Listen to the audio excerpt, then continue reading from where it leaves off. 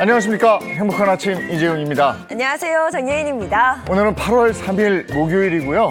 역사 속에 오늘은 어떤 의미가 있는 날인지 오늘의 역사에서 알려드리겠습니다. 네. 또 오늘의 요리가 준비되어 있는데 요즘 아주 제철이라고 그래요. 가지 가지고 가지 두 가지 요리 만들어 보도록 하겠습니다. 네, 오늘 요리도 기대됩니다. 가장 먼저 오늘 날씨부터 전해드릴게요. 정재경 기상캐스터 나와주세요. 네, 휴가를 떠난 박수현 캐스터 대신 행복한 아침을 맞이하게 된 정재경입니다.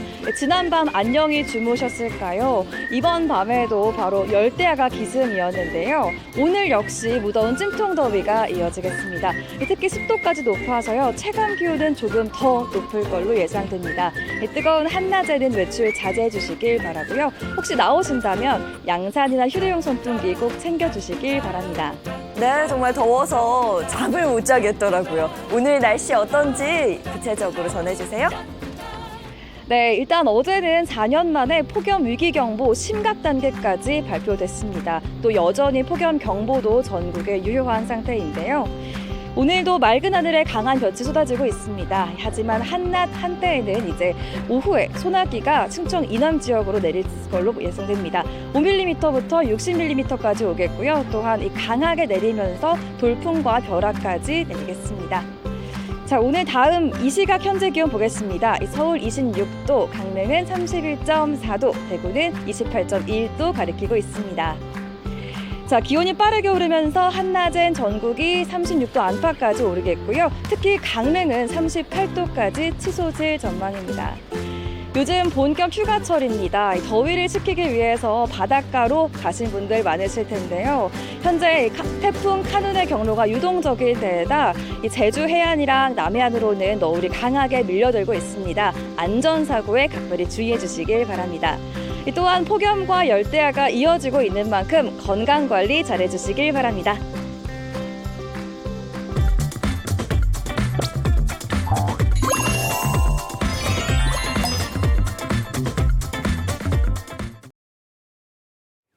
화제 이슈를 발빠르게 전해드리는 모닝 브리핑 순서입니다. 장윤미 변호사와 함께합니다. 어서 오세요. 네, 안녕하세요. 안녕하세요. 네, 첫 번째 이슈부터 전해주시죠. 네, 첫 번째 이슈, 한국토지주택공사가 건설 카르텔 척결을 위해 반카르텔 공정건설 추진본부를 설치하기로 했다는 소식입니다.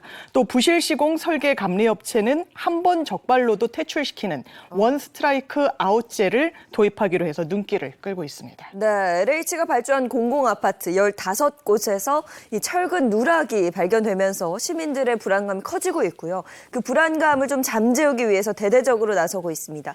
어떤 대책들이 있는지 좀 자세히 전해주시죠. 네, 먼저 반카르텔 공정건설 추진본부를 설치해서요. 설계, 심사, 계약, 시공, 자재, 감리 등 건설공사 전 과정에서의 정관 예우, 이권 개입, 그리고 담합 등의 부실 설계와 부실 공사 유발 원인을 근절한다는 방침입니다. 또 발주기관의 역할을 강화해서요. 현장 관리 체계를 정비한다는 계획인데요. 유명무실했던 감리 제도를 개선하기 위해서 설계 감리 적용, 감리 용역 전담 부서 확대 등 대책을 마련하고 부실 시공 설계, 감리 업체는 원 스트라이크 아웃 제도 도입도 검토하기로 했습니다. 이어서 정관 특혜 의혹이 제기된 업체들에 대해선 수사 의뢰를 하고요. 이번 15개 단지 부실 시공 관련 업체에 고발과 민사소송 등 법적 조치를 취하는 등 건설 이권 카르텔 타파와 부실공사 근절을 위한 고강도 근본 대책을 수립하겠다고 밝혔습니다. 잊은 겁니까? 성수대교 삼풍 사고 이거 잊은 겁니까? 이게 무슨 일입니까? 다들 깜짝 놀랐네요. 네. 이거 엄벌해야 됩니다. 이거 이렇게 하면 안 됩니다. 예. 자, 다음 이슈 전해주시죠. 네, 다음 이슈. 세계 과학계의 난제이자 꿈의 물질로 평가받는 상온 초전도체를 개발했다는 국내 논문이 나왔는데요. 전 세계 네티즌들이 인터넷 유행 콘텐츠 밈을 퍼뜨리고 있어 화제가 되고 있습니다. 네, 가장 먼저 초전도체가 무엇이길래 이렇게 과학계는 물론이고 인터넷상에서도 화제가 될까요? 네, 초전도체는요. 전기 저항 없이 전류를 흘려보내더라도 극한 효율로 전달을 할 수 있는 물질입니다. 자기 전기 부상열차나 초고속 컴퓨터, 에너지 손실 없는 전력선 개발 등에 쓰이고요. 핵융합, 양자 컴퓨터, MRI 가속기 등에도 활용될 수 있습니다. 다만 지금까지는 초저온, 그리고 초고압 등 제한된 환경에서만 구현할 수 있었는데요. 이번 논문은 상온, 상압 환경에서도 가능하다는 점이 대비되는 점입니다. 이게 만약 사실이라면 노벨상 수상은 물론 자기부상 열차 상용화나 무손실 송전 등 인류가 그동안 꿈꿔왔던 기술 혁신에 한 발 다가가게 되는 셈인데요. 예, 학계에서는 반신반의하면서도 조심스럽게 접근하고 있는데 반면에 국내 누리꾼들과 해외 누리꾼들은 현재 초전도체와 관련한 상황을 지켜보면서 다양한 밈을 만들며 현재 상황을 즐기고 있습니다. 아니 이게 그러니까 만화나 아니면은 그 공상과학 영화에서 보던 그런 게 현실이 된다는 거 아니에요? 네네. 그 밈이 뭐 되고 있다. 인터넷에서 이런 상황을 두고 어떤 밈이 돌고 있습니까? 네, 국내 누리꾼과 해외 누리꾼들은요, 긍정적 전망을 바탕으로 상온 초전대체가 바꿀 미래 사회의 모습 그리면서 다양한 밈 공유하고 있습니다. 대표적인 밈으로는요, 반포 한강공원에 떠 있는 세빅 둥둥섬 있죠. 이 섬이 영화 아바타 속 공중섬처럼 물이 아닌 공중에 떠다닌다는 상상으로 만든 화면이고요. 네. 또 초전도체가 되면 물질 내부에 침투했던 자기장이 밖으로 밀려나기 때문에 이런 일이 가능하다고 합니다. 또 기후위기와 맞물려 상온 초전도체가 지구 온난화를 해결한다는 밈도 인기를 끌고 있고요. 이는 초전도체로 향후 개발된 기술이 현재 인류가 겪고 있는 수많은 문제를 해결할 실마리를 제공할 수 있기 때문에 이렇게 호응을 얻고 있는 것 같습니다. 특히 초전도체는 전기적 저항이 0입니다. 그리고 탄소 배출을 극적으로 줄일 수 있고 남는 전기로 탄소 포집까지 할 수 있기 때문에 현재 인류가 겪고 있는 지구 온난화에도 큰 도움을 줄 수 있다고 합니다. 네, 환경에도 큰 도움을 줄 수 있다니까 참 다행스럽다 싶은데 네. 이게 그 기대 반 우려나 두려움 반 이렇습니다. 그렇죠. 네. 어떤 미래가 펼쳐질지 말이죠. 예, 다음 이슈 전해주시죠. 네, 세 번째 이슈. 최근 서희초 교사가 극단적인 선택을 한 사건과 관련해서요. 추모 모임 초대장을 사칭한 피싱 문자가 발견돼서 주의가 상당히 요구되는 상황입니다. 정말 이런 거 보면 왜 이럴까 뭐 이런 생각까지 듭니다. 지정신입니까? 그러니까요. 안타까운 죽음을 범죄에도 이용을 하고 있습니다. 추모 모임 초대장 사칭하고 있다는 건데 자세한 설명 부탁드려요. 네, 어제 정보보안 기업이죠. 안랩에 따르면 공격자는 고인의 마지막 가는 길 외롭지 않게 부디 오셔서 참석해 주세요라는 문자 내용과 함께 악성 URL을 포함한 문자를 발송한다는 겁니다. 이후 사용자가 해당 문자 메시지 내에서 URL을 접속하게 되면요, 이 공격자가 만든 피싱 웹사이트로 넘어가게 되는데요. 해당 웹사이트에 가면 꽃다운 나이에 세상을 등진 선생님께 마음 깊이 애도를 표합니다. 고인의 명복을 빕니다라는 문구도 나옵니다. 그리고 근조 리본 이미지를 넣어 초대 모임, 초대장으로 위장까지 해놓은 상태라고 보시면 되는데요. 이어서 화면 하단에 위치한 열기 버튼을 누르게 되면 정확한 장소와 시간을 보기 위해서 확인을 눌러주세요라는 안내 문구가 적힌 창이 뜨게 되고요. 사용자가 OK 버튼을 누르면 초대장 카드로 위장한 악성 앱 설치 파일이 다운로드되는 것으로 알려졌습니다. 안랩은 스마트폰에 해당 악성 앱이 설치되게 되면 문자 메시지와 주소록, 전화번호, 통화 내역 등 개인정보가 유출된다고 밝혔고요. 네. 공격자가 탈취한 이런 개인정보를 토대로 보이스 피싱 등 추가 범죄에 악용할 수 있다고 경고했습니다. 야, 이 범죄자들 정말 수단과 방법을 가리지 않는 아주 잔악한 사람들이네요. 이런 것까지 이용하다니 말이죠. 그리고 지금 휴가철에 또 주의해야 될 게 여행사, 항공사를 사칭한 피싱 메일이 등장했다. 이렇게 돼 있네요. 네, 그렇습니다. 대형항공이 어제 안내문을 보냈는데요. 최근 대한항공을 사칭해서 계정 정보를 탈취하려는 피싱 이메일에 대한 고객 문의가 증가하고 있다면서 특별한 주의를 당부하고 나섰습니다. 피싱 메일에 대해서는 항공권 결제 내역 확인과 대한항공 NFT 발행 이벤트 등 첨부 파일 다운로드를 유도해서 고객의 계정 비밀번호 그리고 계좌번호 등 개인정보 탈취를 시도하는 것으로 파악됐다고 설명했는데요. 이어 피싱 메일을 수신한 경우에는 이메일을 바로 삭제하고 휴지통에서도 완전히 삭제해야 된다. 그리고 첨부 파일을 클릭하지 말고 백신 프로그램을 통해 PC를 점검하기를 권장한다고 전했습니다. 또 피해를 막기 위해선 실제로 대한항공이 보낸 메일이 맞는지를 우선 확인할 것을 권유했습니다. 저도 가끔 받는 게 해외에서 결제하신 뭐가 어떻게 됐다. 네. 해외에 갔다 온 분들은 뭐지? 이럴 텐데. 네, 눌러보실 것 같아요. 네, 전 다행히 해외를 안 나갔다 왔으니까 그냥 무시하는데 네. 그래서 내가 모르는 거 이렇게 있으면 함부로 누르면 안 될 것 같고 특히나 URL이나 첨부 파일 누르지 않도록 주의하셔야 된다는 겁니다. 자, 다음 이슈 전해주시죠. 네, 네 번째 이슈. 벌쏘임 사고로 벌써 올해 들어 3명이나 사망을 했는데요. 벌쏘임 사고가 급격히 증가하면서 소방청이 지난달 31일 오전 9시를 기해 벌쏘임 사고 주의보를 발령했다는 소식입니다. 네, 휴가철 야외 활동할 때 벌에 쏘이지 않도록 조심하셔야 될 것 같은데요. 어떤 예방법이나 또 벌에 쏘였을 때 대처할 수 있는 그런 방법이 있을까요? 네, 벌은 어두운 계통의 옷, 향수, 냄새에 더 큰 공격성을 보이기 때문에요. 야외 활동 시에는 흰색 계열의 옷과 창이 넓은 모자를 착용하시는 게 좋습니다. 또 향수나 향이 진한 화장품은 피하는 것이 좋다고 하고요. 벌집과 접촉했을 때는 머리 부위를 일단 감싸고 신속하게 20m 이상 떨어진 곳으로 피신해야 합니다. 만약 벌에 쏘였을 때는 신속하게 벌침부터 제거하시고요. 쏘인 부위를 소독하거나 깨끗한 물로 씻은 후에 얼음 주머니 등으로 찜질하면 통증을 줄일 수가 있습니다. 또 벌독 알레르기로 인한 과민성 쇼크가 발생할 수 있는데요. 이때 울렁거림, 구토와 설사, 호흡곤란 증상이 함께 나타날 수 있기 때문에 바로 119에 신고하고 병원에서 치료를 받으셔야 합니다. 야외 활동 많아지는데 주의하시기 바랍니다. 오늘 모닝 브리핑 여기까지 하겠습니다. 장윤미 변호사와 함께했습니다. 고맙습니다. 감사합니다. 고맙습니다.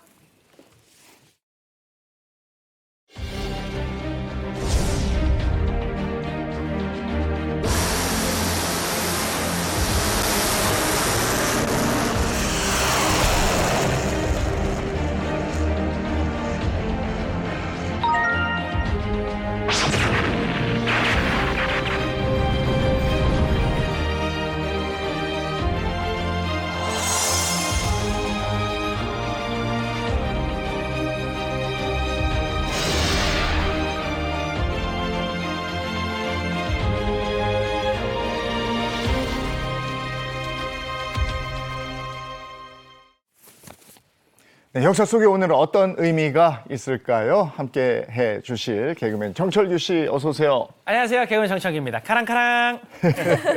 오늘도 역사 얘기를 쉽게 풀어주실 역사학자 이익주 교수님 함께합니다. 어서 오세요. 안녕하세요. 오늘도 재밌는 역사 이야기를 함께할 역사학자 이익주입니다. 자, 오늘은 먼저 언제로 갈까요? 가지요. 언제로 갈까요? 네, 가지요. 네. 좀 늦게 1945년 8월 6일로 갔습니다. 어떤 얘기 해주시겠습니까? 네, 1945년 8월 6일은 일본 히로시마의 원자폭탄이 투하된 날입니다. 원자폭탄이나 수소폭탄처럼 이 원자핵의 분열이나 융합 과정에서 막대한 에너지가 발생하고 이 에너지를 이용한 폭탄을 핵무기라고 하는데요. 지금까지 인간이 발명한 무기 가운데 최악의 무기라고 할 수 있죠. 이 무기가 역사상 처음으로 사용된 것이 바로 이날입니다. 저 버섯구름, 지구의 종말을 보는 것 같은 네. 그런 모습인데 저때 원자탄이 터진 게 아침 시간이라 등교하고 출근하던 사람들이 속수무책으로 다 거기서 네. 사망하고 도시가 완전히 폐허가 되고 이랬죠. 네, 이렇게 수만 명의 사람들이 다치고 죽을 만큼 정말 위협적인 무기가 바로 이 핵무기인데요. 이런 위험하고 또 잔인한 무기를 어떻게 처음 만들게 됐을까요? 물리학자들이 핵 분열의 원리를 안 것은 1930년대 이전이에요. 그리고 여기서 막대한 에너지가 발생한다는 사실을 알았고 이 에너지를 이용해서 무기를 만들 수 있다는 사실도 알고 있었습니다. 그런데 이 핵무기를 실제로 만들어야겠다고 가장 먼저 나선 나라는 독일이었습니다. 독일은 1939년에 2차 세계대전을 일으켰잖아요. 그 무렵까지 독일이 유럽에서 핵물리학이 가장 발달한 나라였어요. 전쟁을 일으키니까 핵무기가 더 절실하게 필요했겠죠. 게다가 전쟁 초기에 독일이 승승장구하면서 이 원자폭탄을 만드는 데 필수적인 천연 우라늄 광산을 많이 확보하게 돼서 무엇보다도 이제 독일이 핵무기를 만드는 것은 시간 문제다. 이런 소문이 돌기 시작했다. 네, 그것까지 이제 확보를 했으면은 뭐 조만간 만들어지지 않을까라는 기대를 했을 것 같은데요, 그죠? 네, 이 핵무기가 전쟁의 판도를 바꿀 것이다라는 사실은 모두가 알고 있었어요. 그래서 독일이 먼저 시작을 하니까 미국도 이 경쟁에 참여하지 않을 수가 없었는데요. 자, 미국은 1942년에 맨하탄 프로젝트라고 하는 것을 가동을 합니다. 아주 극비 원자 폭탄 개발 계획인데 뉴욕 맨하탄에서 한 건 아니고요. 저 시골의 뉴멕시코주의 로스 알로모스라고 하는 산 중에서 아주 극비리에 진행을 했다고 합니다. 그 당시 미국 부통령이 트루먼이었는데 부통령도 모를 정도였다라는 거죠. 어허. 네, 정말 세계적으로 저명한 물리학자, 수학자 거의 천재 소리를 듣는 학자 100명이 넘게 여기 모였고요. 가장 많을 때 여기 고용된 인원이 13만 명. 4년 동안 투입된 그 돈이 20억 달러. 이게 지금으로 환산하면은 한 42조 원 정도 돼요. 이래서 1945년 7월 16일 날 역사적인 실험에 성공을 합니다. 원자폭탄이 만들어지는 순간이죠. 근데 이 실험이 성공한 게 1945년 7월이면 2차 대전의 판도가 이렇게 변화가 있을 때 아니었습니까? 그렇습니다. 독일은 일단 이 원자폭탄 제조에 끝내 실패합니다. 아마 학자들을 제대로 껴안지 못하고 미국으로 이제 망명을 하게 만들거든요. 이것 때문에 아마 실패를 한 것 같은데 게다가 1943년에 이탈리아가 항복하고 1945년 5월에 독일이 항복을 했어요. 그래서 유럽에서의 전쟁은 끝이 납니다. 네. 따라서 원자폭탄을 쓸 일도 없어졌는데 문제는 일본이었습니다. 일본이 끝내 항복을 하지 않고 계속 전쟁을 해요. 1944년 무렵부터 우리가 알고 있는 가미카제라고 하는 게 나와서 비행기 타고 가가지고 그 미국 전함에 이제 부딪히는 무서웠죠. 이런 그 싸움을 하고 일본 안에서는 일본 인구가 그때 1억 명이었는데 1억 명 다 죽을 때까지 싸울 거야. 이런 구호가 등장하기도 합니다. 네, 누가 봐도 전세는 이미 기울었는데 뭐 이쯤 되면 거의 마지막 발악 아닌가요? 그렇죠. 네, 그 마지막 발악을 보여주는 전투가 있어요. 오키나와 전투인데 1945년 4월부터 6월까지 2달 동안 진행이 됐거든요. 이 전투에서 일본군이 7만 7천 명이 전사했고요. 오키나와 주민 15만 명이 희생을 당했습니다. 그런데 미군의 희생도 엄청났어요. 미군 14,000명이 전사를 했습니다. 자, 전쟁에서 이기는 건 분명하지만 그 피해를 줄여야겠다는 생각을 미국이 하게 된 거죠. 그래서 마침 이때 개발된 원자폭탄에 눈을 돌리게 됐던 겁니다. 그래서 트루먼 대통령이 최후 통첩을 하죠. 무조건 항복하라. 근데 거부하죠. 그러면서 원자탄이 투하가 되는 겁니까? 네, 그래서 1945년 8월 6일 날 사이판섬 바로 아래에 티니안 섬이라는 데가 있는데 여기에서 B-29 폭격기가 원자폭탄을 싣고 일본 상공까지 가요. 그때는 원자폭탄을 쏘아보내는 기술이, 그러니까 미사일 기술이 없었기 때문에 직접 가서 떨어뜨릴 수밖에 없었던 거죠. 자, 이거를 히로시마 상공 9,750m 지점에서 투하를 합니다. 투하 57초 만에 히로시마 상공 580m 지점에서 이 폭발을 했는데 보이는 버섯 모양 구름 있잖아요. 이게 높이 18km까지 치솟았다고 합니다. 폭발 지점을 중심으로 해서 반경 1.6km 이내가 완전히 잿더미가 되고 총 면적 11제곱킬로미터가 피해를 입고 건물 90%가 파괴가 됐습니다. 이 폭탄의 이름이 리틀보이예요. 꼬마라고 하는 건데 왜 꼬마냐면 이게 작았어요. 길이가 3.3m, 지름 71cm, 무게가 4.7톤에 불과했는데 이것의 폭발력은 일반 화양 폭탄 15,000톤급의 폭탄의 위력을 발생시킵니다. 그래서 피해가 커졌는데요. 인명 피해가 굉장히 컸습니다. 폭발 당시에 히로시마에 거주하는 사람이 25만 5천 명이었는데 초기 폭발로 7만 명이 사망을 했다. 그 한 해가 지나기 전에 또 7만 명이 방사선 피폭으로 사망을 했어요. 이 폭탄 하나로 14만 명 이상이 사망을 한 겁니다. 네, 제가 봤을 때 미국도 이거 폭탄을 투하하고 나서 이 정도로 파괴력이 있을 거라고 좀 놀랐을 것 같은데 이렇게 피해를 입고도 일본이 항복을 안 한단 말이죠. 그렇지 않나요? 즉시 항복을 안 했어요. 그래서 미국이 사흘 뒤인 8월 9일 날 이번에는 나가사키에 또 하나의 원자폭탄을 투하합니다. 이때도 7만 명 이상이 목숨을 잃어요. 그제서야 일본이 무조건 항복을 했고 1945년 8월 15일에 2차 세계대전이 끝이 나게 됩니다. 자, 이렇게 해서 전쟁을 끝내긴 했지만 윤리적인 비난은 피할 수 없었잖아요. 네, 윤리적인 문제가 있습니다. 전쟁 승리를 위해서 일정 지역에 사는 사람들을 군인, 민간인 구별하지 않고 모두 죽이는 것이 과연 정당한가 하는 문제가 있는 거죠. 전쟁은 군인들이 하는 거고 전쟁 중에도 민간인 학살 행위는 범죄입니다. 이 때문에 원자폭탄을 개발한 이 과학자들, 과학의 이름으로 최악의 흉기를 만드는 데 앞장선 것이다라고 하는 자괴감에 빠져들게 됐겠죠.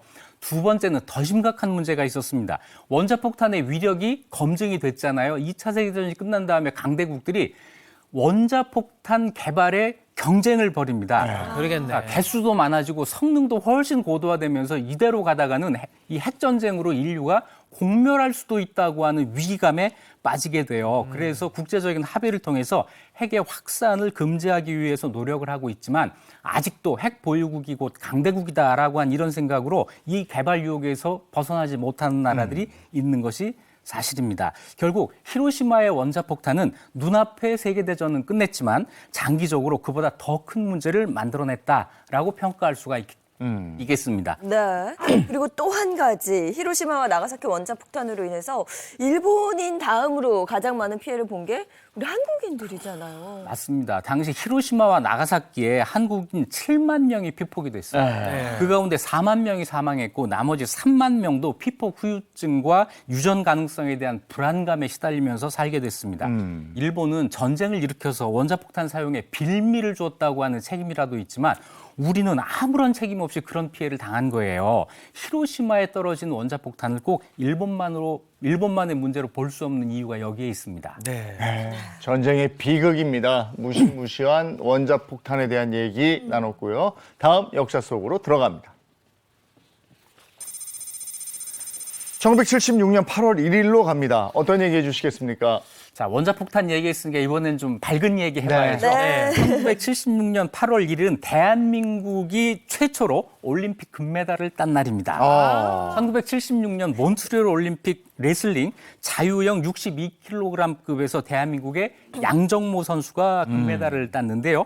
1948년 런던 올림픽 첫 출전 이후 28년 만에 쾌거였고 지금 우리가 보이고 있는 그 스포츠 강국이죠. 네. 이 강국의 첫 발을 내딛는 순간이었습니다. 야, 양정모 선수의 금메달 정말 대단했죠. 물론 1936년에 베를린에서 우리 송기정 선수가 마라톤에서 금메달을 땄습니다마는 그때는 일장기를 달고 뛴 거고 우리 양정모 선수가 태극기를 달고 드디어 금메달을 땄습니다. 온 국민이 감동했어요. 그렇죠. 뭐 해방된 대한민국이 금메달을 따기까지 네. 뭐 워낙에 많은 역경이 있었기 때문에 감동이 더 크지 않았나 싶은데요. 처음 이제 우리나라 올림픽 도전은 어떻게 시작되게 됐을까요? 네, 다른 모든 것처럼 올림픽 도전사도 파란만장합니다. 첫 출전이 1948년인데 아직 우리 정부 수립되기 전이었어요. 그런데도 태극기 앞장 세우고 출전을 해서 메달을 땄습니다. 역도에서 하나, 복싱에서 하나, 동메달 한 개씩을 땄어요. 그 다음 대회인 1952년 대회는 우리 전쟁 중이었어요. 네. 그런데도 빠지지 않고 출전을 했습니다. 그리고 그 이후 4년마다 빠지지 않고 계속 출전을 하고 있습니다. 그럼 이제 출전을 계속 할 때마다 성적은 혹시 어떻게 됐을까요? 양정모 선수의 금메달 이전에는 한 번도 금메달을 따지 못했죠. 7번 참가해서 은메달 5개, 동메달 7개를 땄어요. 1960년 로마 올림픽 때는 노메달이었는데 그래도 그것 말고는 모두 메달을 따기는 했습니다. 그래서 금메달에 늘 목말라 있었고 그때 늘 나온 이야기가 이거였어요. 올림픽은 참가하는 데 의의가 있는 거예요. 그 말이 그때 나온 거예요? 네, 그때 우리 이런 말 정말 많이 들었어요. 그런데 북한은요, 첫 출전한 1972년 뮌헨 올림픽 사격에서 금메달을 땄습니다. 사격에서. 그러니까 북한이 그때 금메달을 땄으니까 온 국민이 또 금메달에 대한 염원이 있었을 우리도 좀 텐데 땄으면 좋겠다. 그때 딴 거예요. 그러니까 얼마나 대단했겠습니까? 네. 그 갈증을 해소했으니까 양정모 선수가. 그렇죠. 근데 양정모 선수는 개인적으로는 참 운이 없었어요. 이 1972년 뮌헨 올림픽 이 출전권을 확보했는데 그때 우리 정부가 소수 정예 파견 원칙 이런 걸 세워서 대회 출전이 좌절됩니다. 4년 뒤 76년 몬트리올 올림픽에 출전을 하게 됐고 여기서 캐나다 선수, 동독 선수, 튀르키예 선수, 서독 선수 이기고 결승 리그에 올라가요. 여기에서 이제 미국 선수 데이비스를 누르고 정말 숙명의 라이벌인데요. 몽골의 오이도프 선수와 마지막 대결을 펼치게 됩니다. 네, 숙명의 라이벌 양정모 선수와 오이도프는 뭐 아시안 게임 그리고 세계 선수권 올림픽까지 메이저 대회에서 정상의 자리를 놓고 끊임없이 다투던 두 선수였잖아요. 경기 결과는 뭐 당연히 양정모 선수의 승리였겠죠. 아닙니다. 뜻밖에도 양정모 선수가 8대 10으로 판정패를 했어요. 그런데 이 경기 방식이 결승전이 결승 리그 방식으로 진행이 됐고요. 벌점이 적은 선수가 이기는 이런 방식이었어요. 근데 이 경기 전에 양정모는 벌점 0점, 오이도프는 벌점 3점으로 안고 있었기 때문에 양정모 선수가 폴패, 이건 이제 권투로 치면 KO패 같은 건데 이렇게만 지지 않으면 이길 수 있도록 정해져 있었던 겁니다. 아하. 그래서 양정모 선수가 금메달을 따고 정말 우리나라 역사상 처음으로 올림픽 스타디움에 처음으로 태극기가 올라가고 애국가가 울려 퍼지는 감격을 맛보게 됩니다. 예. 야, 저게 이제 그 소식이 뉴스로 나와가지고 대한민국 정보수리 이후 최초로 양정모 선수가 금메달을 땄습니다라고 나오니까 전국이 그냥 난리가 났을 것 같아요. 아주 역사적인 그냥. 순간이죠. 예. 네, 그 한국 시간으로 1976년 8월 1일 일요일 아침 9시 45분이었습니다. 흑백 TV로 이걸 보면서 전국이 정말 들썩들썩했어요. 그리고 사상 최고의 성적을 거둔 선수단이 8월 3일 날 개선을 하는데 예외 없이 김포공항에서부터 서울 시내까지 카퍼레이드를 했고 서울시청 앞에서 성대한 환영 대회가 열렸습니다. 환영 대회 모습 한번 보시겠습니다. 영광의 얼굴들 우리 선수단 72명이 귀국 개선하는 길에는 수많은 국민이 나와 환영의 물결을 이루었습니다. 서울시청 앞 광장에서는 우리 선수단의 개선 환영대회가 열렸습니다.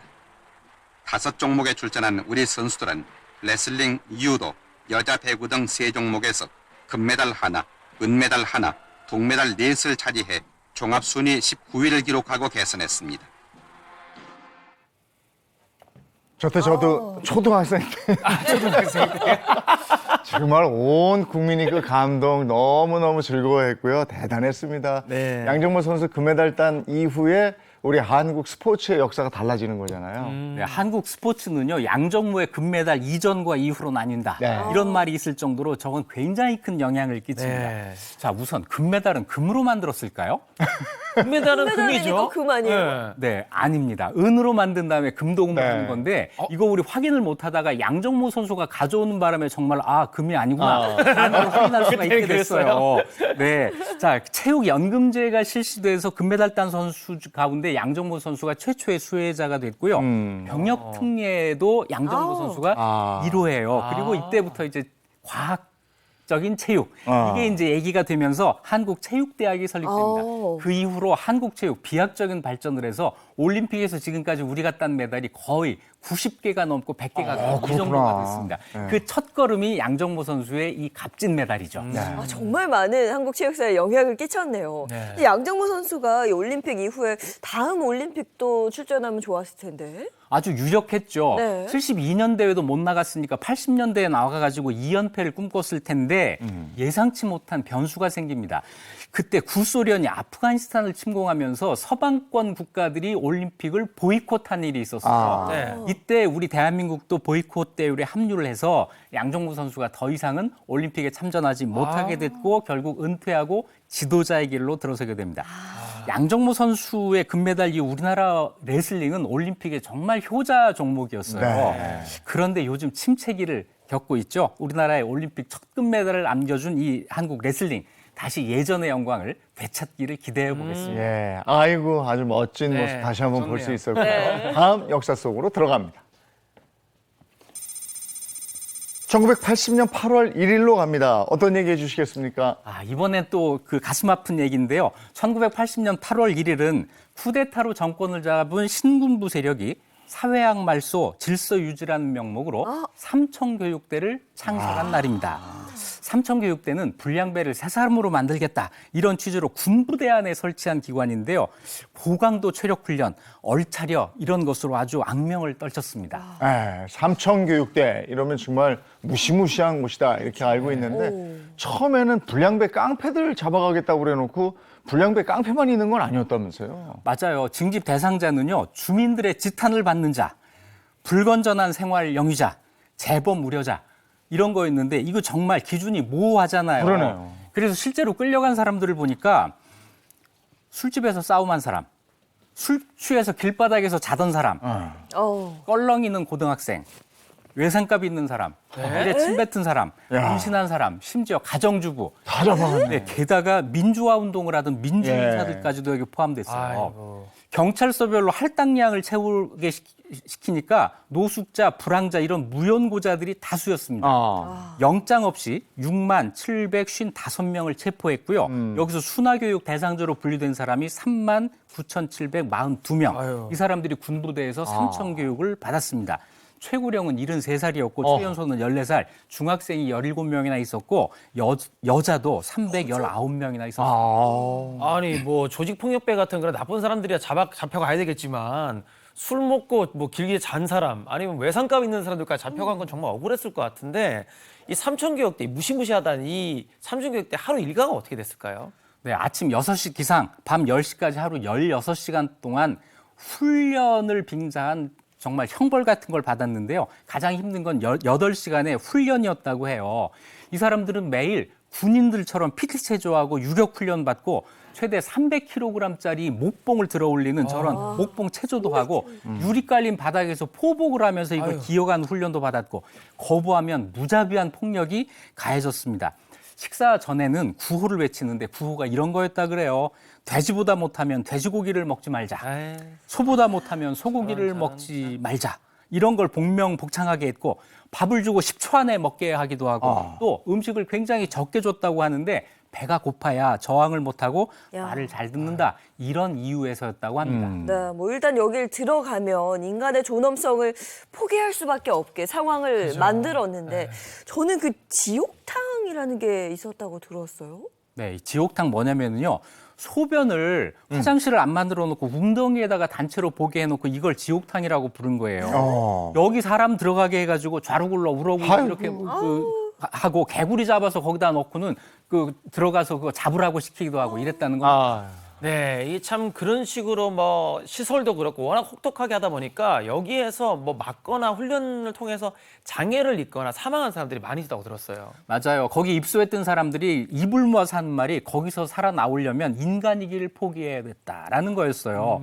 공식 기록상으로는 삼청교육대에 끌려갔다가 현장에서 숨진 사람이 54명, 교육 이후 후유증으로 숨진 사람이 397명이고 정신장애 등 상해자가 2,678명에 이릅니다. 그런데 일각에서는 실제로는 이 기록보다 더 많은 사람이 죽거나 다쳤다라고 하는 주장이 있습니다. 그만큼 삼청교육대 생활이 혹독했다 이런 얘기일 텐데 이런 훈련을 그러면 기간이 어느 정도나 되는 거예요? 얼마나 버텨야 됐던 거예요? 정해진 시간은 4주간이었습니다. 그런데 4주간 교육을 마친 다음에도 10,000명 정도가 미순화자라고 분류돼서 전방 군부대로 보내져서 또 훈련을 받았어요. 그 당시 정부에서는 삼청교육 마치고 돌아오면 퇴소하면 전과 말소하고 갱생의 어떤 기반을 마련해 주겠다라고 했지만 사실은 그렇게 되질 않았습니다. 이 퇴소자 기록을 경찰서에 줘가지고 범죄 수사에 활용을 했고 그 이후 퇴소한 다음에 국가에서 지속적으로 감시했고 무엇보다도 힘든 건 뭐냐면 주변 사람들이 저 사람 삼청교육대 갔다 왔대 이런 그 질시였다고 해요. 이런 시선 때문에 정상적인 생활을 하지 못하게 됐습니다. 하지만 전두환 정권 물러난 뒤에 이 실태 조사를 해보니까 징집 전체 인원의 3분의 1가량이 설립 목적과는 전혀 무고한 일반인으로 드러났습니다. 네. 전두환 전 대통령은 삼청교육대에 대해서 뭐라고 얘기를 했을까요? 그러게요. 생전에 이 삼청교육대 운영과 관련해서 공식적으로 사과한 적이 없어요. 물러난 후에 50 청문회에서 이렇게 이야기를 합니다. 삼청교육 시행 과정에서 선의의 피해자가 없지 않았던 것으로 알고 있는 바 이는 매우 유감으로 생각한다. 유감은 맞지만 끝까지 사과는 안 한 하지 거죠. 않아요. 이분 참 사과 안 하시네요. 근데 그 유감이라는 말도요. 사전에서 찾아보면 마음에 차지 않아서 섭섭하거나 불만스럽게 남아있는 느낌이라는 뜻이에요. 유감입니다. 이건 사과가 아니에요. 내가 불편하다는 이야기거든요. 그렇죠. 유감 표명조차도 이건 잘못된 겁니다. 작년 6월 진실화해를 위한 과거사정리위원회에서 삼청교육을 위법한 공권력 행사로 발생한 대규모 인권 침해 사건으로 판단을 하고 강제 입소자 모두를 피해자로 인정을 했습니다. 삼청교육대에서 살아남은 사람들은 43년이 지난 오늘날까지도 여전히 트라우마에 시달리고 있는데요. 지금이라도 피해를 구제받고 억울함이 해소될 수 있기를 바랍니다. 그리고 앞으로 이렇게 국가가 국가의 이름으로 국민의 인권을 유린하는 일이 다시는 일어나서는 안 되겠습니다. 정말 말도 안 되는 일이죠. 말 안 되죠. 저도 저 시기에 떡볶이 먹으러 갔다가 일단의 사람들이 들어와서 벽으로 붙어! 벽으로 다 붙어 이러고 그리고 얼굴 이렇게 해요. 근데 약간 좀 이렇게 험하게 생긴 사람들 있잖아요. 네. 잡혀갔어요. 아니 그 외모를 보고 잡아갔다고요? 저한테는 집으로 가! 이러고 그런 세월 살았답니다. 네. 자, 다음 역사로 가보겠습니다. 1980년 8월 2일 이날은 어떤 일이 일어났습니까? 다시 밝은 이야기입니다. 네. 1980년 8월 1은 우리나라 컬러 TV 판매가 시작된 날입니다. 어렵던 시절에 흑백 TV도 큰 재산이었어요. 네. 막 문도 달려 있고 자물쇠도 있고 막 그랬잖아요. 이 한 대만 있어도 동네에서 정말 폼 잡을 수 있는 예. 그런 시절이었는데요. 우리나라 TV는 1966년에 금성사에서 첫 생산을 했는데 그로부터 14년 만에 컬러 TV 시판이 본격적으로 이루어지게 된 겁니다. 네, 흑백 TV도 신기했죠. 76년에 양정모 선수의 금메달 흑백으로 봐서 이게 금이지 뭐지. 그러겠네요. 그러겠네요. 정말. 네. 근데 이제 드디어 이게 컬러 텔레비전의 시대가 열렸으니 이게 얼마나 대단했겠습니까? 신세계죠. 저는 사실 흑백 TV를 본 적이 없잖아요. 태어나 보니 이미 컬러 TV였는데 당시에는 정말 뭔가 센세이션했다고 해야 되나요? 아우 정말 뭐 새로운 세상이 열린 거예요. 그러니까요. 근데 우리나라가 다른 나라에 비해서 컬러 TV를 본 게 좀 늦었다고요. 네, 매우 늦었죠. 오늘 이야기하는 8월 2일은 시판한 날이고 컬러 TV 방송은 그보다 더 늦습니다. 1980년 12월 1일이고 세계에서 81번째예요. 북한조차도 1974년에 컬러 TV 방송을 맞아. 시작했으니까 우리가 굉장히 늦은 거죠. 그런데 흑백 TV만 보던 그 시절에도 우리는 컬러 TV를 이미 만들어서 수출하고 있었어요. 네네. 1974년에 한국 내셔널 그리고 금성사 삼성전자가 컬러 TV를 만들어서 연간 11만 대를 주로 미국으로 수출하고 있었습니다. 하지만 국내 시판과 국내 방송은 아직 이루어지지 않았는데요.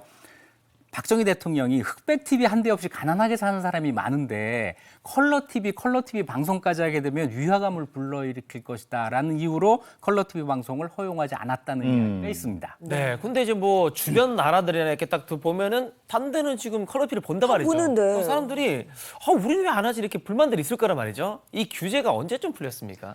이거 1980년에 풀리는데 여기 아주 뜻밖의 이유가 있어요. 미국의 등살 때문이었다는 거죠.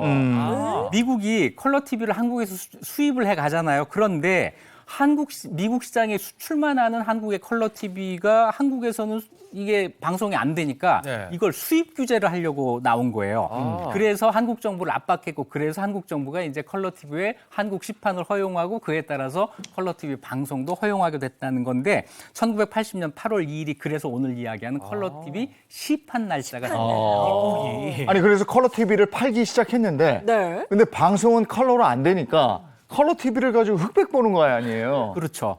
네, 그럼에도 불구하고 이게 굉장히 비쌌어요. 그때 소비자 가격이 한 대당 32만 6천 원이었는데 이게 웬만한 직장인들의 한 달치 월급을 탈탈 털어야 살 수 있는 정도의 가격이었습니다. 네네. 소비자 반응이 엇갈렸죠. 이걸 비싼 값에 사도 흑백 방송을 봐야 되잖아요. 그래서 이제 안 사는 사람도 있고 그래도 처음 나온 신기한 기계니까 사야 된다는 사람도 있고 이랬는데 정부에서 특별소비세 내려주고 컬러 TV 사면은 돈 빌려주고 이러면서 또 결정적으로 12월부터 컬러 TV 방송 할 거라고 발표를 해요.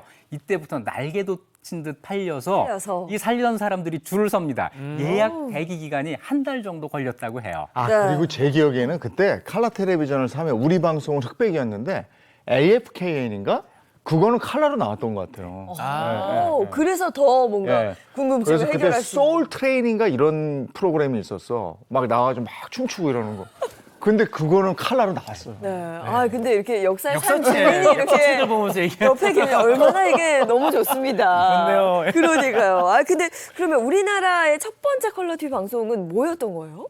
드라마나 쇼 프로그램 이게 아니고요. 놀랍게도 1980년 12월 1일 수출의 날 기념식 중계방송이었습니다. 그래요? 그리고 더 놀라운 사실이 있어요. 이 첫 방송을 하면서 그 당시 정부의 가장 큰 관심사는 컬러 TV의 화질 이런 게 아니고 여기 참석한 전두환 대통령의 옷 색깔, 정장 색깔이었다고 합니다. 다시 말하면 어떤 옷을 입고 나가면 화면빨 잘 받고 인자하게 보이느냐 이게 최대의 관심사였다는 거죠. 그래서 결국 회색 바탕에 가는 줄무늬가 있는 양복이 최종 결정이 됐다고 하고요.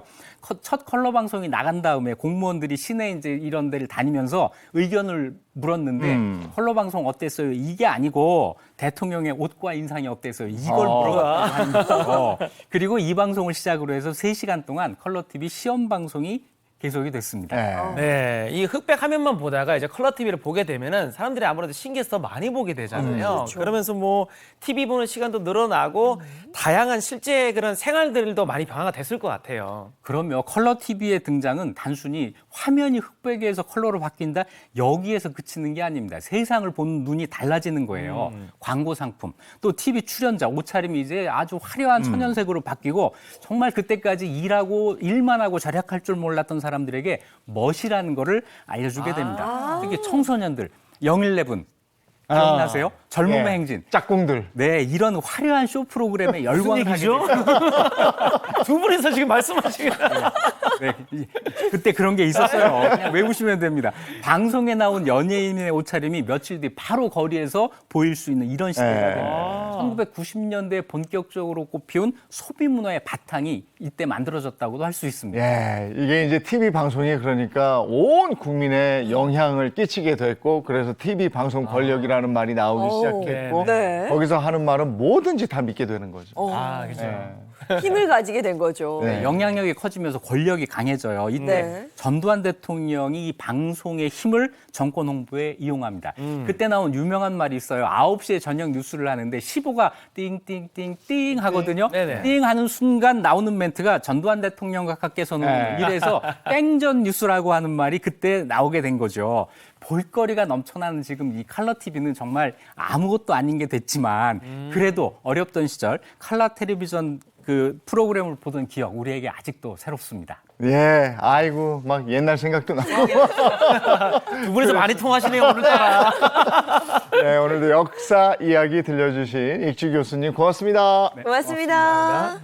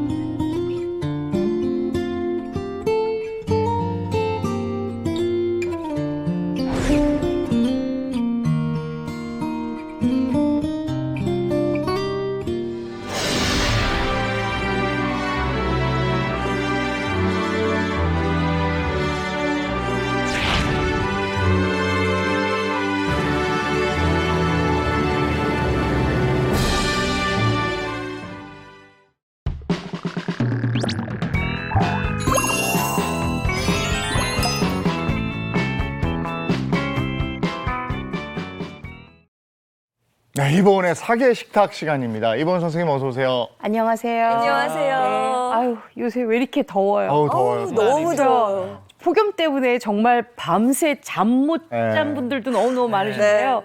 이럴 때일수록 입맛 살려주고 기운 나게 하는 제철 재료 많이 드셔야 됩니다. 요새 나오는 제철 재료 중에 정말 가지가지 하는 거 있죠. 네. 네. 다양한 메뉴가 너무너무 많아서 여름철 딱 잘 먹어야 되는 재료가 바로 가지인데요. 이 가지가 수분이 굉장히 풍부하기 때문에 여름철에는 이 수분 많은 가지로 다양한 메뉴를 만들어 드시는 게 훨씬 더 건강에 좋을 뿐만 아니라 우리가 입맛을 싹 사로잡는데 굉장히 좋죠. 오늘은 이 가지 가지고요.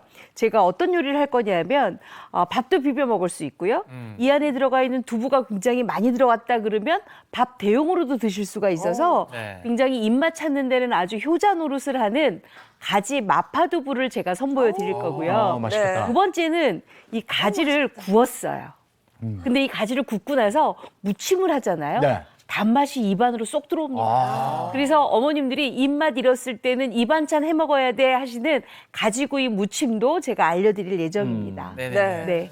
이 가지가요, 효능을 알아보니까 네. 이 안토시아닌이 풍부해가지고 혈관 건강, 그리고 혈액순환에 좋고 항산화 작용에 이렇게 좋다고 합니다. 그리고 섬유소가 풍부해서 몸속에 있는 노폐물을 배출을 해주고요. 식이섬유가 풍부해서 여름철 몸매 관리에 좋다고 합니다. 이렇게 건강에 좋은 우리 가지 요리 오늘 잘 한번 배워서 써보도록 네. 하겠습니다. 기대됩니다. 아주 많이 알아갖고 오셨어요. 네. 근데 이 가지를 일단은 골라야 되잖아요. 수북하게 쌓여있는 가지 어떤 걸 골라야 되는지 고민이 되실 텐데 우리가 지지난주에 했던 애호박은요. 비닐에 쌓여 있어요. 네. 근데 가지는 이렇게 그냥 위에 방치돼 있거든요. 그렇기 때문에 가장 먼저 골라야 되는 부분이 있어요. 저희가 유심히 보고 바로 가지의 껍질 부분입니다. 이 껍질 부분에 보면 가시가 좀 있는데요. 가시가 날카롭게 있다. 금방 딴 거예요. 바로 사셔야 되고 가지가 좀 없고 가시가 없고 보면 약간 껍질이 말라 비틀어진 것 같다. 이런 거는 조금 안 고르셔야 돼요. 이건 조금 딴 지 오래된 거니까 보통은 이제 가지 kop질을 보고 고르시는 게 좋고요. 네네. 그다음에 가지가 너무 굵거나 너무 길거나 요거는 조금 안 고르셔야 돼요. 단맛이 조금 떨어집니다. 그리고 속이 조금 비어 있고 네. 그다음에 씨가 굉장히 굵어요. 그렇기 때문에 꼭 이렇게 잘록잘록하면서 딱 저 같은 거 고르셔야 돼요. 아니, 같은 값이면 큰 거 고르거든요. 그러면 안 되는 거죠. 가지는 이렇게 좀 작고 아담한 사이즈 고르시는 게 가장 좋아요. 일단 가지 마파를 준비할 건데 가지 마파는 제가 어떻게 준비할 거냐면 일단 뒤에 꼭지 부분을 좀 버려버리고요. 네. 요거 반 갈라주세요. 반을 이렇게. 왜냐하면 약간 두툼하니까 반을 좀 갈라주시고요. 그다음에 우리가 덮밥에는 숟가락 안에 딱 그 내용물이 들어있어야 좋잖아요. 네. 그러니까 꼭 이렇게 1cm 간격으로 좀 폭을 조금 도톰하게 해서 썰어주세요. 아. 그래야 먹기 좋고 나중에 모양새도 이쁘고요. 네.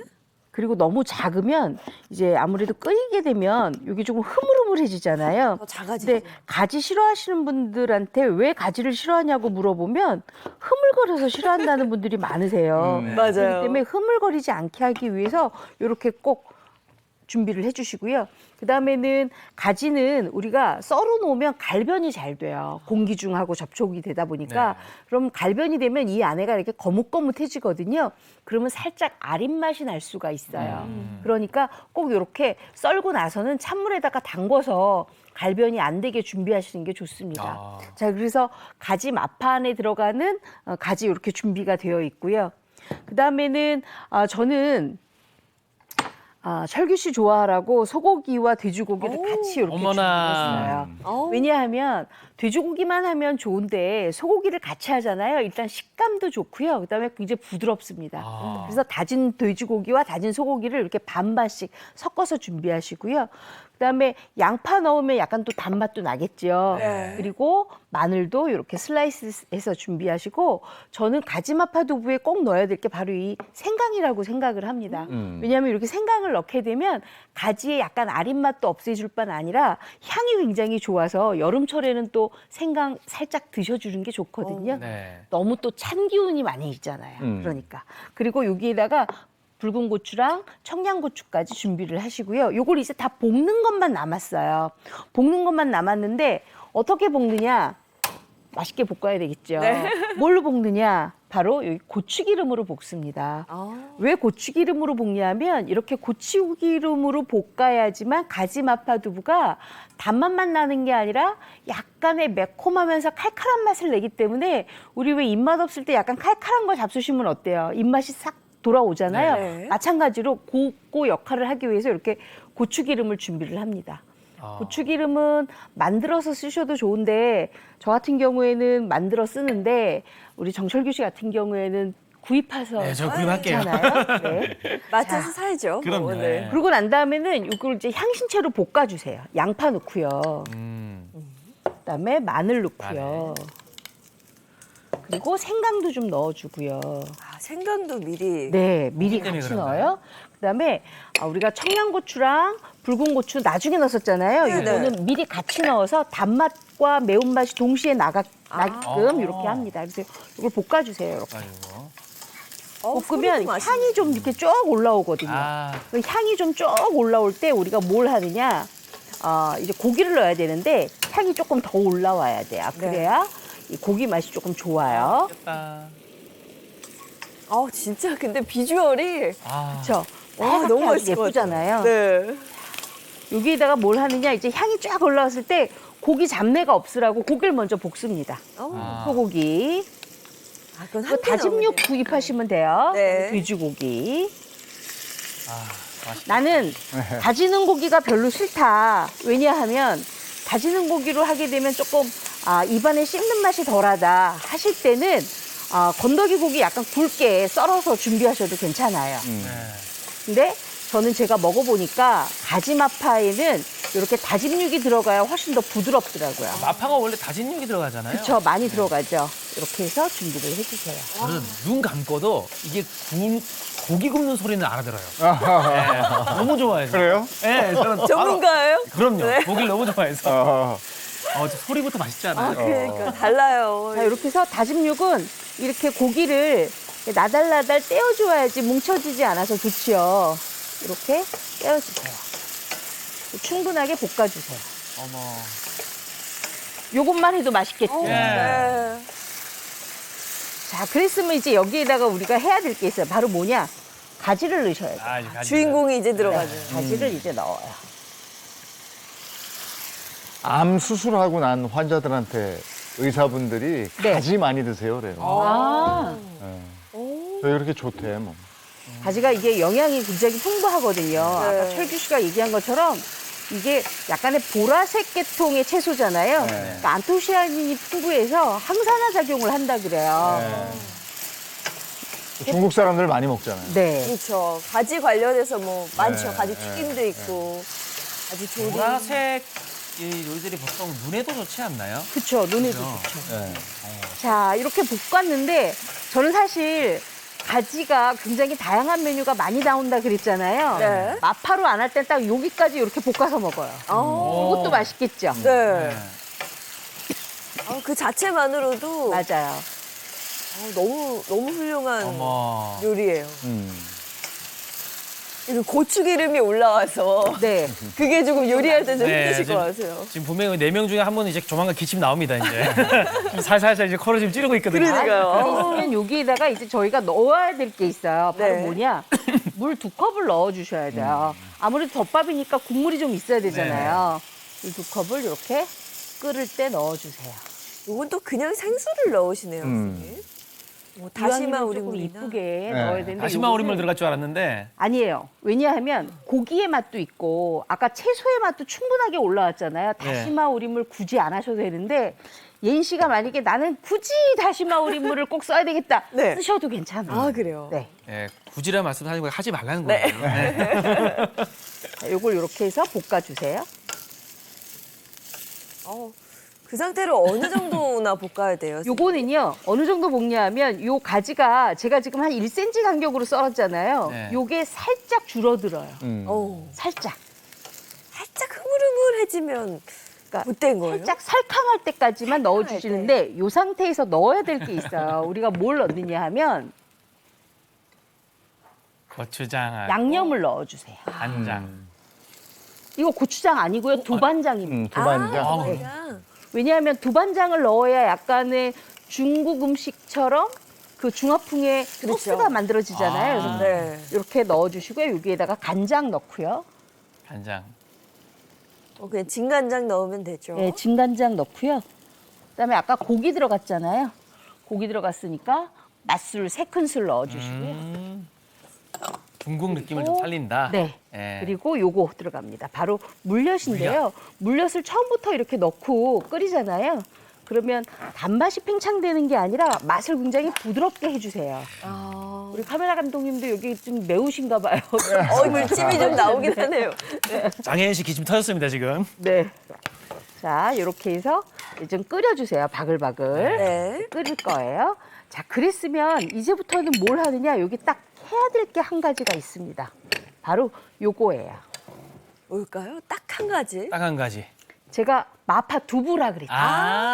두부를 넣어줘야 되는데 지금 제가 요거를 미리 이렇게 끓여서 이렇게 준비해놨어요. 여기 한번 네. 보세요. 기대됩니다. 자, 어떤 비주얼이 끓고 있죠. 자, 그랬으면 여기에다가 바로 두부를 넣어주면 약간 돼요. 쫄았네. 두부와 연두부를 또 제가 큰 생각에 가야죠. 준비했는데요. 네. 연두부를 준비한 이유가 있어요. 왜 연두부를 준비했냐면 그냥 각두부를 하잖아요. 네. 그러면 각두부가 아무래도 수분을 막 팽창시켜서 안쪽으로 막 빨아들여요. 그 국물이 조금 없어진단 말이에요. 근데 연두부를 하잖아요. 연두부가 굉장히 흐물흐물하면서도 이게 부드러운 쫄깃함이 있거든요.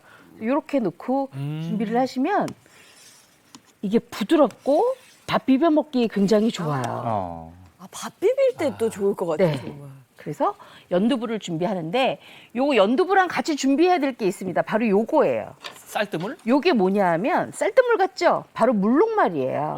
오. 우리가 중국 음식 할 때, 중화풍 요리할 때 약간 걸쭉하게 만들어주잖아요. 네. 그럴 때 우리가 보통 녹말가루 2큰술에 물 4큰술 2대 1로 해서 준비를 하거든요. 근데 저 같은 경우에는 지금 녹말 2큰술에 녹말 1큰술에 물 2큰술을 준비했어요. 네. 그렇게 해서 요거를 이렇게 준비해 놓고 네. 그다음에 두부 먼저 넣고 연두부 먼저 넣네요. 아우, 정말 맛있겠네요. 어머나. 아, 비주얼이. 이렇게 넣고 그다음에 부드럽게 끓어라 그래갖고 이렇게 그래 말씀만 하시면 들어주죠. 부드럽게 이렇게 끓여요. 그래라. 자, 그랬으면 금방 이렇게 걸쭉해졌어요. 그렇죠? 정말. 금방 걸쭉해졌죠. 그래서 이렇게 살짝 국물이 스미도록만 끓여주세요. 네. 네. 어머. 맛있겠다. 제가 자꾸 말할 때마다 자꾸 끊기는 이유가요. 매운내가 올라오면 침을 참느라고 그래요. 진짜 잘 참고 계세요, 네, 진짜. 야, 저희도 지금 막. 뜨거운 것도 잘 참으시고 어. 기침도 잘 참으시고. 이렇게 해서 이제 끓여주세요. 바글바글. 와, 와.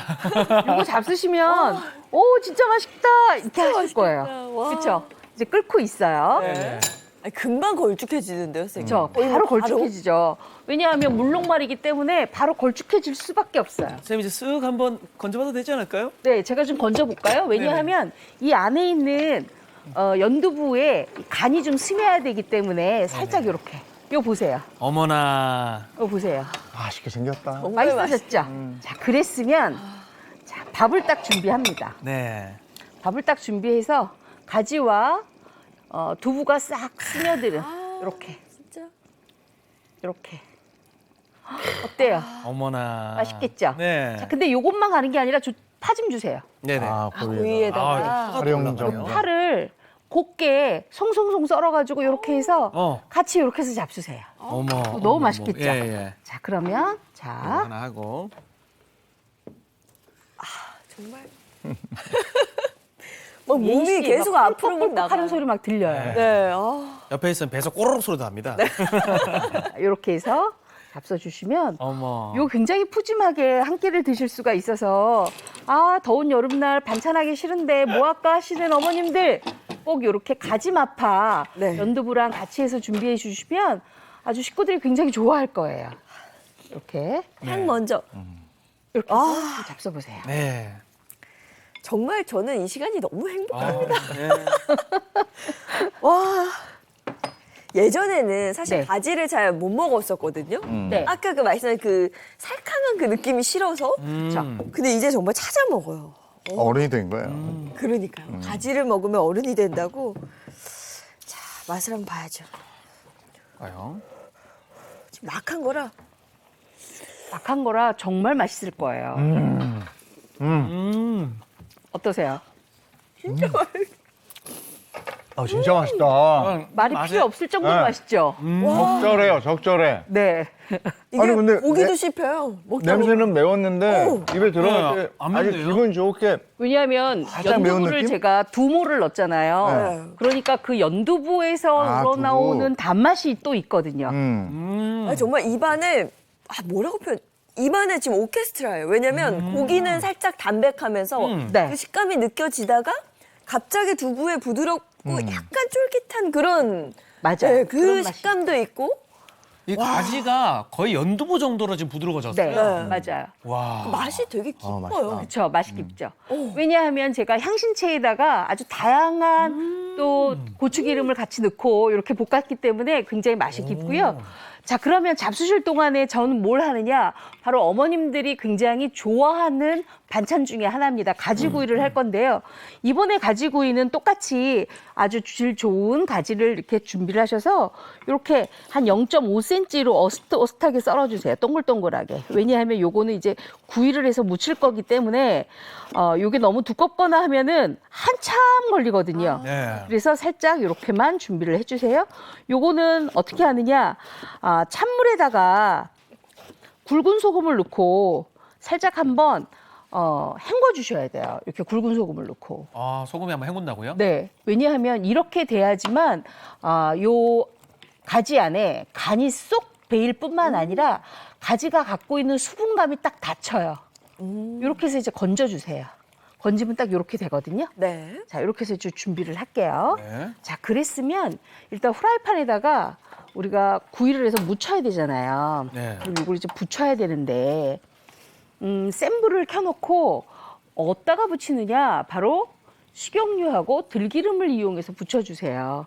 우리가 여름철에 나물 무침 할 때 기름 향을 조금 내주면 훨씬 더 재료가 풍성해질 뿐만 아니라 부드러워서 드시기에 굉장히 좋거든요. 그래서 요거를 준비를 했어요. 네. 식용유 먼저 좀 둘러주시고요. 그다음에 요거 들기름도 같이 이렇게 들기름. 둘러주세요. 이게 들기름만 볶으면 또 타다 보니까 좀 약간 섞어서 하는 거죠, 이게.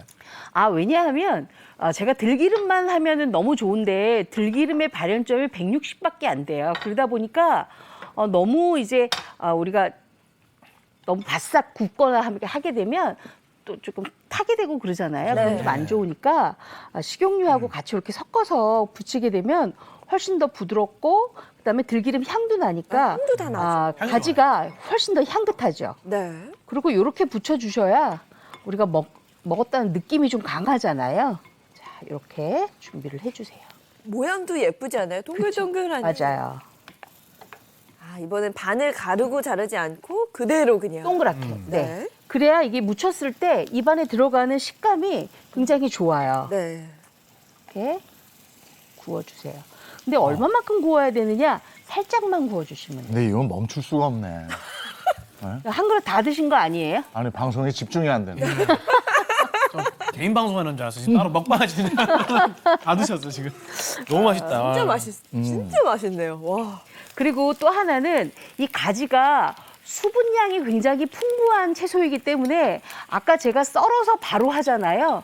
그러면 수분량 때문에 막 다다다다 튈 뿐만 아니라 안쪽에서 수분이 많이 나와서 흐물흐물해지거든요. 네. 근데 제가 소금에 한번 헹궜잖아요. 네. 그러니까 이렇게 좀 단단해졌어요. 요거를 이렇게 구워요.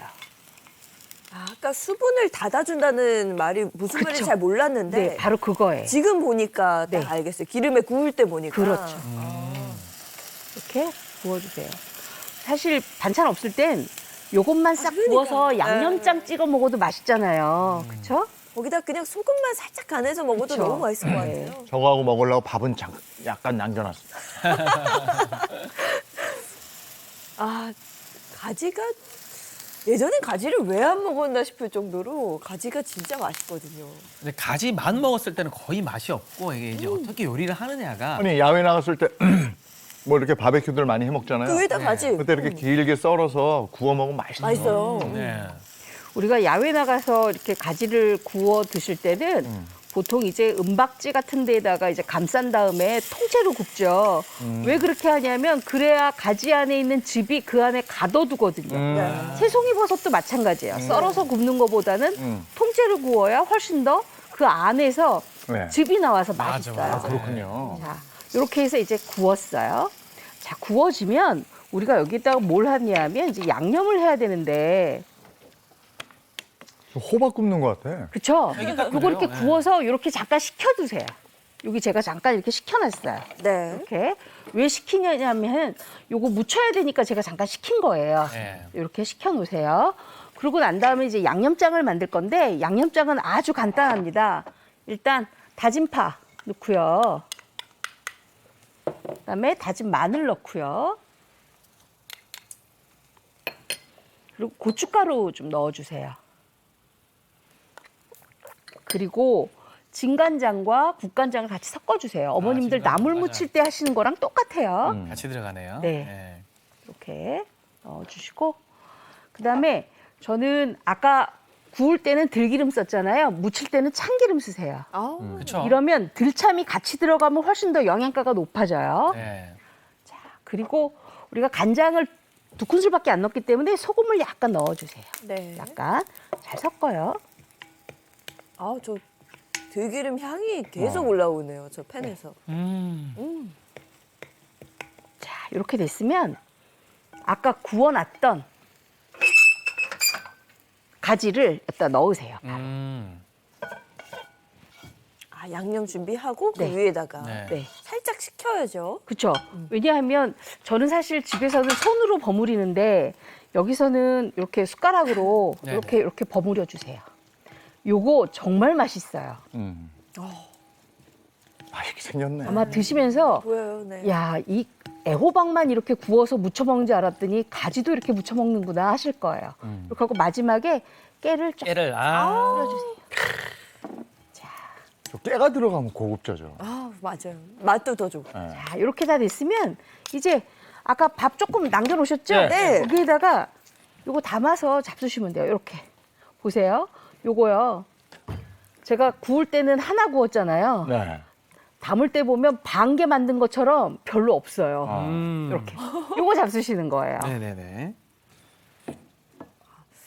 야, 2개 이상은 해야 될 것 같은데요. 맞아요. 그죠? 제대로 스며들었어요, 네, 보니까. 2개 이상은 하셔야 아주 맛있게 드실 수 있는데 금방 지은 밥에다가 요거 딱 올려서 잡수시잖아요. 네. 정말 너무 맛있어서 한 2그릇은 뚝딱 드실 수가 있어요.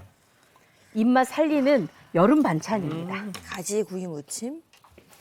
또 이래서 밥을 또 남겨뒀거든요. 밥 위에다가 싹 올려서. 어때요? 맛있다. 와, 저는 밥 반찬으로 딱인데요. 그쵸, 딱이죠. 우리가 보통 이제 가지 볶음 아니면 가지 나물 이렇게 많이 드시잖아요. 근데 그거 흐물하다고 싫어하는 친구들 많거든요. 네. 그럴 때는 이렇게 해주시면 아이들도 굉장히 맛있게 잘 먹을 수가 있죠. 이거 밥도둑인데요, 그냥. 양념이 너무 맛있어요. 양념 너무 맛있죠? 근데 이 양념이 익숙한 듯 또 네. 딱히 떠오르는 채소는 없어요. 요거 약간 중국 애호박도 애호박일 구워서 때. 같이 이렇게 드시면 좋고요. 아. 그다음에 두부 아주 얇게 썰어서 이렇게 구운 다음에 요 양념에다가 무쳐 잡수시면 아. 아주 맛있어요. 그래 두부 그렇게 하면 맛있겠네. 그렇죠. 두부도 맛있죠. 너무 맛있어요. 제가 나중에 두부 요리할 때 그거 알려드리려고 좀 빼놨는데 미리 조금 공개를 해드렸습니다. 네. 이게 가지의 장점인 것 같아요. 양념을 네. 가지가 싹 흡수해서 그러니까, 예. 씹을 때 정말 그 뭐라 가지의 그 살캉한 느낌의 양념이 다 스며들어 있어요. 그리고 가지가 흐물흐물하지 않으니까 씹히는 맛도 굉장히 좋잖아요. 맞아요. 네, 뭐 아이들도 좋아하겠는데요. 그렇습니다. 야, 정말 맛있습니다. 이거 정말 강력 추천하는데 레시피 한번 보시면서 네, 요리 정리해 보시죠. 오늘의 재료는 더운 여름철 입맛 살려주는 제철 가지 요리. 가지로 만들어 볼 오늘의 요리는요. 가지 마파두부와 가지구이 무침입니다. 먼저 가지 마파두부부터 만들어 볼까요? 가지는 씻어서 꼭지를 떼고 세로로 반을 잘라 1cm 두께로 썰고요. 채소는 알맞게 손질합니다. 팬에 고추기름을 두르고 마늘과 생강, 양파, 청양고추, 붉은 고추를 볶아주고요. 매운맛이 올라오면 다진 돼지고기와 다진 쇠고기를 볶다가 가지를 넣어 볶아줍니다. 여기에 생수 2컵을 붓고 두반장, 진간장, 맛술, 물엿을 넣어 끓이고요. 연두부를 넣고 물 녹말을 끼얹어 걸쭉하게 끓입니다. 이제 따끈한 밥에 가지 마파두부를 얹고 송송 썬 대파를 듬뿍 올려주면 완성입니다.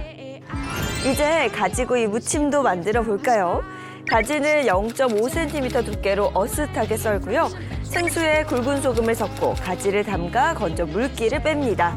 팬에 들기름과 식용유를 두르고 가지를 앞뒤로 구워주고요. 구운 가지에 고춧가루, 진간장, 국간장, 파, 마늘, 참기름, 깻가루를 버무리고 소금 간을 해주면 가지구이 무침도 완성됩니다. 무더운 여름 기력 살려주는 가지 요리 꼭 한번 만들어 보세요.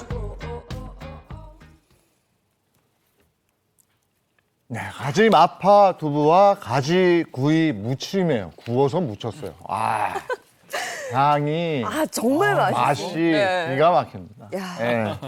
다음 주도 기대돼요. 다음 주가 벌써 말복입니다. 다음 주 말복이에요? 네, 말복인데요. 제가 말복 복다림 한번 해드리고 싶어서 네. 다음 주에는 닭 요리 가겠습니다.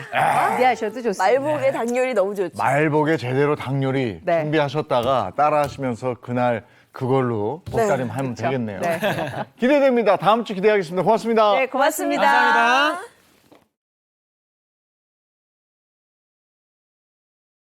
덥다 해도 이번 주까지라니까 조금 네. 견뎌 보시자고. 네, 이번 주까지만 지나면 되는 거예요. 조금 풀린다. 오늘도 건강 잘 챙기시고요. 저희 내일 아침 7시 30분에 돌아오겠습니다. 행복한 아침, 행복한 하루 되십시오. 고맙습니다. 고맙습니다.